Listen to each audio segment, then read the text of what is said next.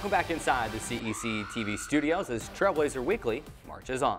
The football team is fresh off its first winning season of the Division II era, and today, head coach Shay McClure joins the show to help us break it all down. Coach, thanks for being here. Oh, thanks for having me, Kerry.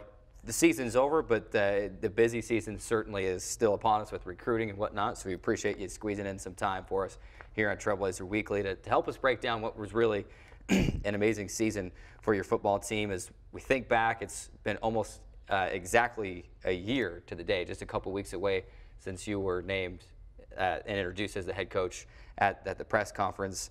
Now 12 months later, you're fresh off the program's first winning season. This is after you were introduced and said you wanted to help build this program back to where it used to be.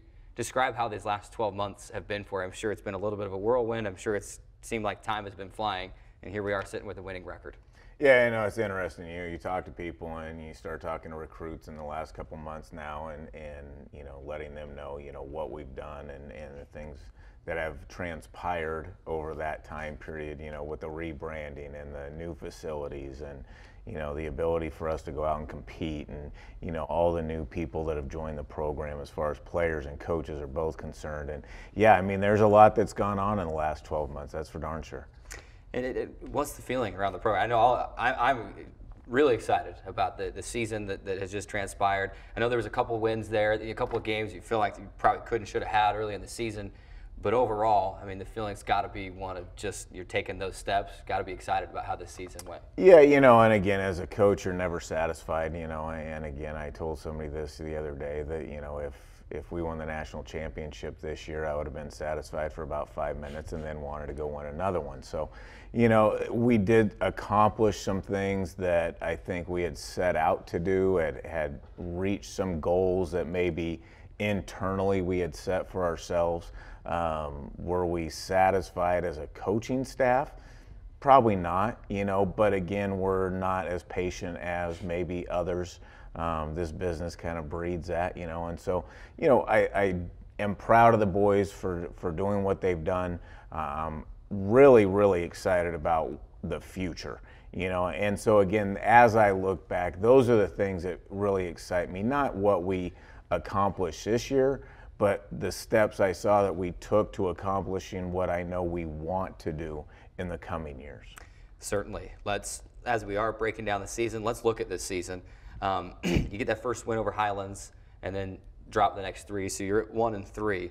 And you come back on October 1st and you get the win over Western State, which turned out to be a really good win. Not that we didn't know that at the time, but Western State finished the season with pretty good record, 7-4 in conference play. From my perspective, as the play-by-play announcer, kind of, I don't want to say an outsider, kind of looking in, meaning I'm not inside all the closed-door meetings, that seemed kind of like a turning point in the season. Something seemed to flip at that point. How big was that Western State win in terms of momentum for the rest of the year? Just like you looking back on it, it was big for us. And we did win game one, and then, losing Tyson, our starting quarterback, game two right after halftime, I think it was, or maybe right before halftime, and, throwing Josh to the Wolves because Blake was also out. And, so again, I mean, you're on your fourth-string quarterback in 2 games, and you're like, oh shoot, what's going to happen here? And again, Josh really stepped up, but I mean, you throw a wolf to the fire, and I think that first game he came in against South Dakota Mines, and really did give us a chance to win. The last interception wasn't his fault, and those things happened, but now it was kind of like, okay, I'm off the bench, okay, let's go. He didn't have time to think about it. Well, now the next 2 weeks, okay, I'm the starting quarterback at what? And so again, I think, for us to go beat a Western team who, like you said, was talented, I think this was probably their most talented team in a long time. Austin Eckler, who may be one of the better tailbacks I've seen at this level, really did change who we were. Now, I'll say this, I don't think our kids ever lost any confidence or were really down on themselves even through the 3-game losing streak. I always felt a sense of purpose. They came to work every day, and so I don't think we as coaches were nervous about it, but it was nice for them, and I think gave them some self-confidence to get over the hump a little bit and beat a good football team, in Western State. course, the next week went to Nebraska, the first trip to Chadron, and a dominating victory there. And then 2 weeks after that Western State victory, you go to Grand Junction, you march into their place, you spot them a 17-0 lead, and then next thing you know, the running attack just comes alive. You win it 38-31 for the first victory in the Division II era over a ranked opponent. You had it back to a 3-point game at halftime, 17-14. The momentum had already swung. But after spotting them, the 3-score lead, what was the message to the team at that point? You know, and we went out and again did spot them 17 before I think we even truly got every kid off the bus, and so it was like, oh my gosh. And you've been there as a coach, as a coach, you've been in those situations where it's just one of those nights, and I honestly at that point was like, this could be one of those nights, this could be a 52-7, just we didn't show up type of football game. And the kids battled back, and like you said, I mean, our running game was solid all year, and Mesa, honestly struggles defensively in the run game, so it kind of was a good matchup for us. And so we were able to take advantage of it. I think their first touchdown came on a pick, that we threw. So, defensively, we held them to a field goal to make it 17. And then it was go time, and we just started pounding the ball. The defense settled down, made a couple plays here and there. Ty Neal made a couple plays here and there. And then right at the end of the half, like you said, we had gotten it to 3. They had a field goal, to make it 6, and they missed that field goal right at the end of the half. And we went into the locker room, and again, I think the guys truly believed and had self-confidence that we could come out. And, we came out the first play to start the second half, and Josh goes whatever it was, 92, 97, KOR, for 7 points, and really generated a ton of enthusiasm in our group. And I, you know how kids are. I mean, they were just, okay, it's go time, and responded well. You spent a good chunk of time on the road the last few weeks of the season, including 3 of 4 at one point. You were able to close out the season at home and to clinch the first winning season in the D2 era at home with a tough win over Fort Lewis.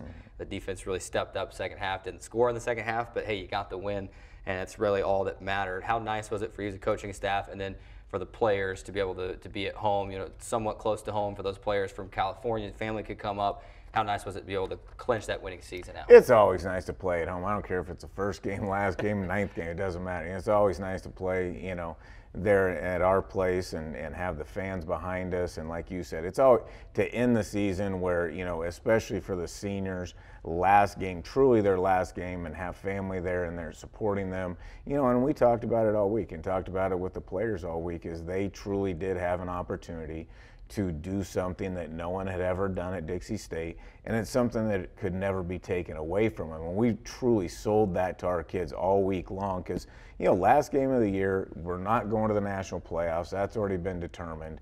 And so sometimes it's kind of like, okay, what are we playing for? And our kids did have something to play for, as did our opponent in Fort Lewis, because I'll tell you what, they did a great job up there as well. Their coaching staff, I know those guys, and they did a really nice job with some limited talent, but they played hard, and it was a great football game, and we were fortunate to come out on top, and again, to provide our kids, and as I keep talking about, though, building towards the future. Guys, if you listen to us, if you believe in what we're telling you, if you believe in where this program is going, this is what's going to happen. Well, there was some real clarification of, oh, okay, yeah, they're right. If we do these things, we can be a good football team. So it's always nice to finish that way. Leading right into that, this season then ended 13 All-RMAC selections, matching a program best mark for your team, including the 2 Freshman of the Year honors in Clifford and Jalen.